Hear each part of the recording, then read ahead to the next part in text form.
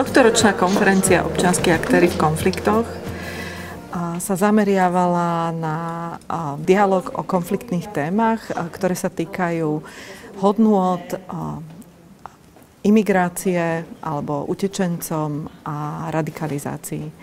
Chceli sme ňou zareagovať na aktuálnu situáciu v Európe a na Slovensku, keď prichádza vlna utečencov a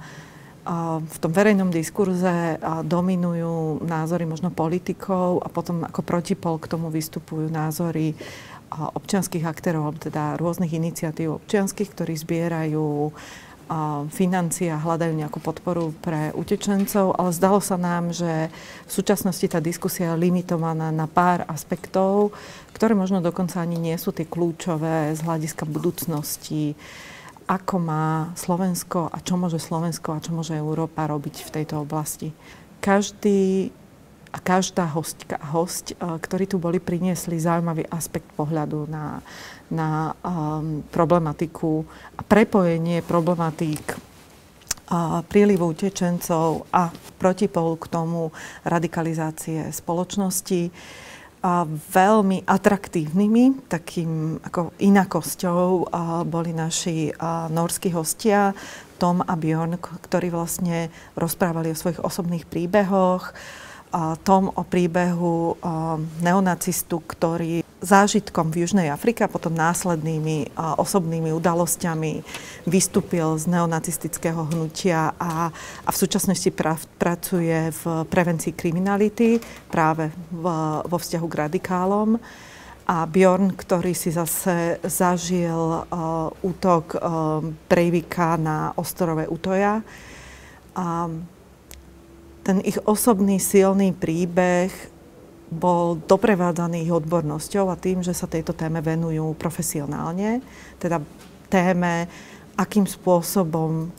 robiť prevenciu radikalizácii a potom následne intervenovať, aby najmä mladí ľudia, ktorí sa rozhodnú stať sa súčasťou takýchto hnutí, neboli vytlačení na okraj spoločnosti a neuzavrela sa im možná cesta späť, ale hovorili vlastne aj o radikalizácii práve islamských, alebo teda moslimských druhej, tretej generácie spoluobčanov v Norsku. My sme sa pokúsili urobiť kombináciu takých tých plenárnych diskusí, kde sme pozvali ľudí, ktorí majú nejaký sformulovaný názor. Tí názory boli veľmi rôznorodé, alebo teda snažili sme sa mať veľmi rôznorodé, a kde je teda tým hlavným nástrojom rozmýšľanie práve diskusia a dialóg s takými praktickejšími workshopmi, kde si máme možnosť aj odskúšať nejaké prístupy a pozrieť sa z inej stránky možno na tie isté témy. A mali sme tu prístupy, ktoré sa pozerajú na psychológiu, napríklad extrémistov a pozerajú sa z konkrétnych psychologických prístupov, že ako sa vlastne s tým dá pracovať, cez workshop s Patrikom Krebsom z divadla Bezdomova, ktorý zase využil prístupy divadla utlačaných, aby zase z inej perspektívy si ľudia zažili, akým spôsobom sa dá reflektovať situácia nerovnováhy v moci. Po workshop Andreja Bána, kde nás prostredníctvom fotografií, ktoré nafotil sprevádzajúc teda utečencov cez od Grécka až po Maďarsko,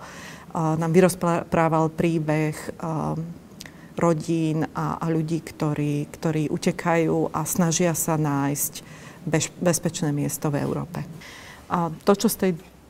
diskusie počas konferencie pre mňa osobne vyplýva, je, že téme a vôbec otázke, akým spôsobom sa postaviť k utečencom, ako ich integrovať do spoločnosti, ako čím skôr pripraviť programy a nastaviť možno nejaké verejné politiky, ktoré budú na to reagovať, sa nevyhneme. Čím skôr s nimi začneme, tým lepšie. A je nešťastím, že slovenská politická reprezentácia, a to sa netýka len vlády, ale aj opozície, zatiaľ na túto tému reaguje len odmietavo a nejakým spôsobom nehľadá a nepripravuje slovenskú spoločnosť na realitu, ktorá nás čaká.